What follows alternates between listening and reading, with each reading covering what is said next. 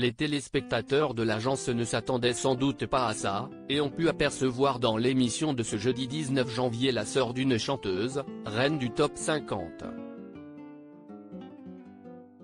Diffusée en avant-première sur TMC avant de terminer dans le catalogue de Netflix, l'agence, l'immobilier de luxe en famille nous propose de suivre les péripéties des Kets, une tribu exclusivement, ou presque, composée d'agents immobiliers. Mais attention, pas n'importe quelle agence. En effet, la famille s'intéresse plutôt aux biens de luxe, avec de superbes maisons que l'on peut visiter à leur côté, avec parfois de vraies surprises au rendez-vous. Un loft vendu par la sœur d'une star de la chanson française, ce fut le cas dans l'émission de ce jeudi 19 janvier sur TMC. Les Kets avaient en effet rendez-vous dans un loft situé à Paris et d'une surface très confortable de 236 mètres carrés.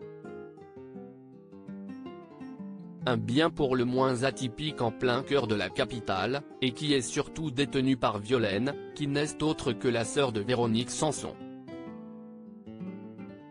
Les deux femmes ne se quittent plus depuis leur enfance, comme elle le confiait à Nico Aliagas dans 50 Minutes Inside, il y a quelques semaines. Elles partagent d'ailleurs le V de la victoire dans leurs prénoms respectifs.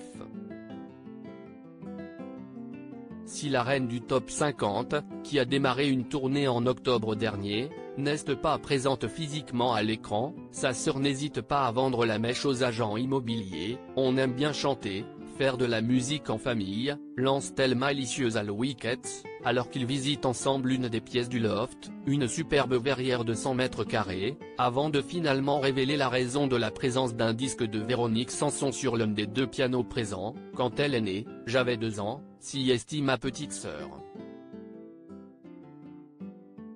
J'en parlerai à Majo, ma grand-mère. Louis Kets est aussi surpris que les téléspectateurs face à cette annonce inattendue. Si est complètement dingue que je me retrouve dans le loft de la sœur d'une des plus grandes chanteuses françaises qui a marqué des générations entières, lance-t-il.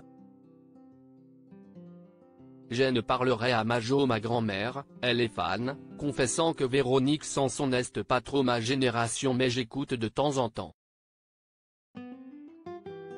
L'un des pianos, qui sert aussi à sa sœur, Violaine, est prête à le laisser au futur propriétaire de son loft.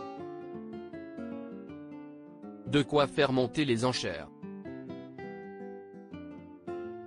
À lire aussi, il ne passe pas la porte. Martin Kretz, l'agence, TMC, évoque les difficultés à trouver un acheteur sérieux pour la maison de Johnny Hallyday.